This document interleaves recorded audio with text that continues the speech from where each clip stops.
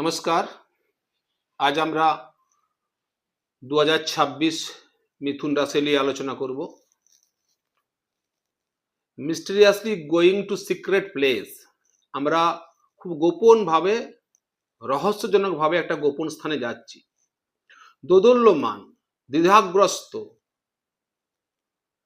আমি উপরের দিক দিয়ে একটা ভাবছি আর নিচের দিক দিয়ে একটা ভাবছি, মানে উপরের মাথাতে একটা ভাবছি তো নিচের মাথাতে একটা ভাবছি। বুদ্ধি দ্বিধা বিভক্ত, মন দ্বিধা বিভক্ত। একজন পুরুষ এবং একজন নারী, পুরুষের হাতে একটা গদা, নারীর হাতে একটা বীণা। এই দ্বৈত ভাব নিয়ে মিথুন রাশি শুরু হয়েছে। রাশিটি কিন্তু সত্যগুণ সম্পন্ন রাশি। রাশিটির মধ্যে মানুষের যে বুদ্ধিমত্তা সম্পূর্ণভাবে সম্পূর্ণভাবে আমরা শুরু করছি। প্রথমে গেছে তমগুণ, মেষ রাশি, রজগুণ, বৃষ রাশি, এটি সত্যগুণ।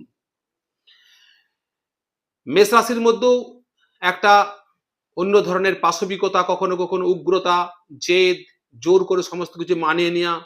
বৃষ রাশির মধ্যেও একটা অলসতা, একটা দাম্ভিকতা, জোর করে মানিয়ে নেওয়া। কিন্তু মিথুন রাশির মধ্যে বুদ্ধি শুরু হচ্ছে। একজন নর এবং একজন নারী।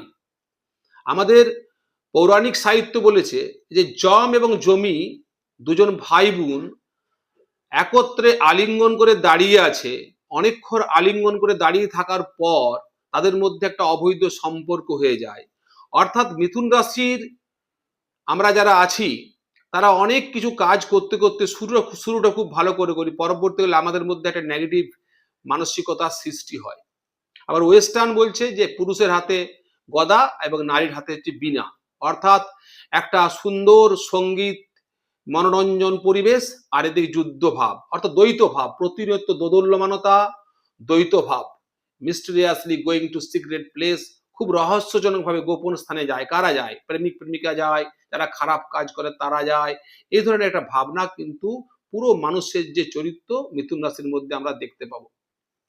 মিথুন রাশি 2026 যখন আমরা শুরু করছি তখন মিথুন রাশির উপরে গুরু বসে আছে বক্রী হয়ে। ঋতু রাশির তৃতীয় স্থানে সিংহ রাশিতে কেতু বসে আছে। সপ্তম স্থানে বুধ, রবি, শুক্র, মঙ্গল বসে আছে। নবম স্থানে কুম্ভ রাশিতে রাহু বসে আছে। দশম স্থানে শনি বসে আছে। আপনার 2026 জানুয়ারির থেকে ফেব্রুয়ারির থেকে মার্চ একটু প্রেসারে থাকবেন। যারা ছাত্র পড়াশোনা করছেন, পড়াশোনায় মন বসাতে পারবেন না। যারা চাকরির চেষ্টা করছেন, অনেকগুলো চাকরির পরীক্ষা দিবেন, বারবার দেখবেন ভালো রেজাল্ট আসছে না। যারা হেলথ ইস্যু নিয়ে ভোগ করছেন, বিশেষ করে যারা নার্ভের রোগে ভোগ করছেন, তারা প্রচন্ড পীড়িত হয়ে পড়বেন। যাদের সুগার আছে, সুগারের লেভেল খুব বেড়ে যাবে। যারা হাই ব্লাড প্রেসার ভোগ করেন, প্রেসার কন্ট্রোল থাকবে না। একটা দুশ্চিন্তা, রাত্রের ঘুম ভালো হবে না, মনে অনেক ধরনের কল্পনা, মনে অনেক ধরনের আশা, কিন্তু কোনো আশায় ঠিক মতন পূরণ হচ্ছে না। এই ধরনের একটা প্রতিকূল পরিবেশ আপনার সামনে ফুটে উঠবে। দশমে বিকাশ স্থান, সিংহাসন স্থানে শনি আছে। আপনি একটা পদ পেতে পারেন, আটকে গেল। আপনি একটা পোস্টে যেতে পারেন, আটকে গেল। আপনি একটা বড় ধরনের কোনো কিছু কেনার ব্যবস্থা করছেন, ক্রয় বাণিজ্যে আগাচ্ছেন, দেখা গেল সব ঠিকঠাক হয়ে মাঝে আটকে গেল। যারা আপনার ট্রান্সপোর্টিং বিজনেস করেন বাধা পাবেন। যারা এক্সপোর্ট ইম্পোর্ট বিজনেস করেন তাদের ক্ষেত্রেও বাধার সৃষ্টি হবে। যারা শেয়ার মার্কেট নিয়ে কাজ করছে তাদের ক্ষেত্রেও কিন্তু একটু এই 3 মাস বাধা হবে। কিন্তু March, April, June, July, August, September, এই 6 মাস কিন্তু এই সর্বক্ষেত্রে আপনারা একটা দিনের পর দিন উন্নতি পাবেন। যারা হায়ার এডুকেশন নিয়ে পড়াশোনা করছেন তারা সাকসেস পাবেন। যারা চাকরির চেষ্টার সঙ্গে যুক্ত আছেন, চাকরির চেষ্টায় সফলতা পাবেন। যারা কঠিন কোনো রোগ ভোগ করছিলেন, সেই রোগের থেকে মুক্তির পথ চোখের সামনে ফিরে আসবে। যারা বিদেশ যাওয়ার জন্য অনেকদিন ধরে বসে আছেন যে পশ্চিমের দেশে যাব, তারা কিন্তু এই যাওয়ার সুযোগটা পেয়ে যাবেন। যারা শেয়ার মার্কেটে প্রথমে জানুয়ারি থেকে ইনভেস্টমেন্ট করছিলেন, শেয়ার মার্কেটিং এ দেখছিলেন ঠিক মতন করে সাকসেস পাচ্ছেন না, তারা কিন্তু মার্চের পর থেকে শেয়ার মার্কেটিং এ অনেক বেশি সফলতা পাবেন। যারা এজেন্সির কাজকর্ম করেন তাদের ক্ষেত্রে দেখবেন কাজ বাড়বে, একটা মনের জোয়ার আসবে। সর্বোপরি যারা প্রেম প্রীতি ভালোবাসার সঙ্গে যুক্ত ছিলেন, বিবাহ করার কথা দিয়েছিলেন, বিবাহের চেষ্টা করছিলেন, জানুয়ারি থেকে মার্চ পর্যন্ত বাধা পাচ্ছিলেন, তারা কিন্তু মার্চের পর থেকে সেপ্টেম্বর পর্যন্ত 6 মাস আপনারা কিন্তু দিনের পর দিন কিন্তু এই জায়গাগুলোতে সফলতা পাবেন। এবং মিথুন রাশি মনে করবেন আপনি হাতে একটা বড় ধরনের শক্তি পেয়েছেন, মানসিক শক্তি পাবেন। আবার সেপ্টেম্বর, অক্টোবর, নভেম্বর, ডিসেম্বর, অর্থাৎ অক্টোবর, নভেম্বর, ডিসেম্বর এই সময়টাতে কি হবে, আপনার ফিনান্সিয়াল, ব্যবসা এগুলোর দিক দিয়ে খুব বেটার সফলতা পাবেন। কিন্তু সম্পর্ক, প্রেম, প্রীতি, ভালোবাসা, পারিবারিক সম্পর্ক, শারীরিক রুগ্নতা এগুলো কিন্তু প্রচন্ড পরিমাণে আপনাকে কষ্ট দিবে এবং এমন কিছু রোগ আপনার জীবনে সৃষ্টি হবে যে রোগগুলো কিন্তু আপনার লং টাইম ধরে চলতে থাকবে। কারো দেখা গেলো প্রেসার ধরা পড়লো, আপনি যতদিন বাঁচবেন ততদিন ওষুধ খেতে হবে। কারো দেখা গেলো সুগার ধরা পড়লো, যতদিন খাবেন যতদিন বাঁচবেন ততদিন সুগার ওষুধ খেতে হবে। এই ধরনের কিছু স্থায়ী রোগ আপনার শরীরে বাসা বাঁধবে। কিন্তু যারা রাজনীতির জগতের সঙ্গে যুক্ত আছেন তাদের আবার আপনার April, May, June, July, August, September, October, November, December, January, February up to একদম আপনার এপ্রিল থেকে ফেব্রুয়ারি পর্যন্ত রাজনীতির সঙ্গে যারা যুক্ত আছেন তাদের ক্ষেত্রে কিন্তু বহুত বাধা বিপত্তির মধ্যে পড়তে হবে এবং রাজনীতির পাওয়া পদ, পাওয়া পোস্ট হাতছাড়া হয়ে যাবে।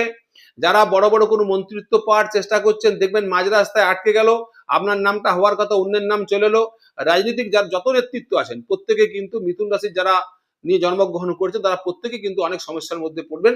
তার জন্য আপনাদের ক্ষেত্রে একটা প্রোটেকশন বল দিচ্ছি, যারা রাজনীতির সঙ্গে যুক্ত আছেন, যারা আইপিএস, আইএস আপনার অফিসার আছেন, যারা বিভিন্ন মন্ত্রিত্ব পদ নিয়ে পরে দীর্ঘদিন ধরে মন্ত্রিত্ব সামলাচ্ছেন, দেশের হোক, রাজ্যের হোক, বিদেশের হোক, প্রত্যেকের ক্ষেত্রে কিন্তু একটা ভালো ধরনের আপনার পান্না আপনাকে মোটামুটি এই 1 বছরের কাছাকাছি, প্রায় 1 বছর, এপ্রিল থেকে ফেব্রুয়ারি 10 মাস ব্যবহার করতে হবে।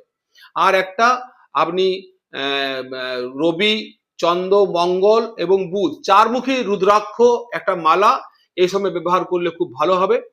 আর তৎসহ ওই যে গ্রিন মটর পাওয়া যায় সেই মটর নিয়ে পরে কোনো গ্রিন কালারের কাপড় কিনে আপনি কোনো মন্দিরে যেয়ে পরে এগুলো কোনো গরিব মানুষকে দান করতে পারলেও কিন্তু অনেকটা আপনি ভালো রেজাল্ট পাবেন।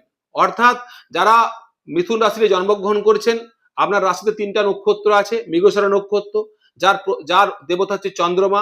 আপনার মধ্যে প্রেম, প্রীতি, ভালোবাসা বোঝার বা বোঝানোর ক্ষমতা আছে, আপনি রাইটিং এ খুব ফার্স্ট ক্লাস, আপনি স্পিকিং এ খুব ফার্স্ট ক্লাস। আপনি যারা আদ্রা নক্ষত্রে জন্মগ্রহণ করেছেন এই সময়ের মধ্যেই প্রেম, প্রীতি, ভালোবাসার থেকে আঘাত পেয়ে একটা আপনি ভিতরে ভিতরে কাঁদবেন, বাইরের লোক জানতে পারবে না। আর যারা পুনর্বসু নক্ষত্রে জন্মগ্রহণ করেছেন তাদের মধ্যে কি অনেক বড় বড় কাজ সামনে আছে, আপনার অনেক প্রতিভা আছে, আপনার কাঁধে একটা তুন আছে, সেই তুনে কোনো দামি তীর নেই যে তীর মেরে পরে আপনি আপনার লক্ষ্য স্থির করে লক্ষ্যটা আপনি সফল করতে পারবেন। অর্থাৎ আপনি লক্ষ্য ভ্রষ্ট হবেন বারবার। অর্থাৎ পুনর্বসুর যারা কন্যা রাশি, মিথুন রাশির জাতক বা জাতিকে আছেন তাদের ক্ষেত্রে বুধের কবচ পড়তে হবে এবং বুধের স্তোত্র পাঠ করতে হবে। যারা আদ্রা নক্ষত্রের মিথুন রাশির জাতক বা জাতিকে আছেন তাদের শিবকে প্রতি বুধবার প্রতি সোমবার অভিষেক করতে হবে রুদ্র মন্ত্র বলে, যেমন ত্রয়ম্বকং যজামহে সুগন্ধিং পুষ্টিবর্ধনম উর্বারুকমিব বন্ধনান মৃত্যুর মুক্ষ্যে মামৃতাৎ। এই মন্ত্রটি পাঠ করতে করতে শিবের মাথায় জল ঢাললে আদ্রা নক্ষত্রে যারা মিথুন রাশির জাতক বা জাতিকে আছেন তারা অনেক ভালো ফল পাবেন।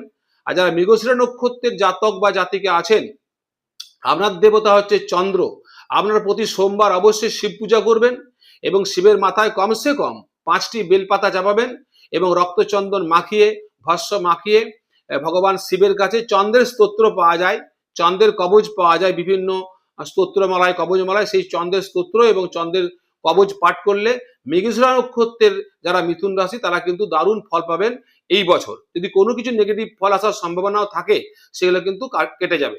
আলটিমেটলি আপনার জানুয়ারি থেকে মার্চ পর্যন্ত একটু চাপ থাকবে। আর যেটা বিচারে দেখা গেল একদম মার্চ থেকে 2027 ফেব্রুয়ারি পর্যন্ত আপনার সময়টা মোটামুটি ভালোই থাকবে। 60% ক্ষেত্রে আপনি ভালো ফল পাবেন, কিছু কিছু ক্ষেত্রে একটু বাধা বিপত্তি হবে। নমস্কার, ভালো থাকুন।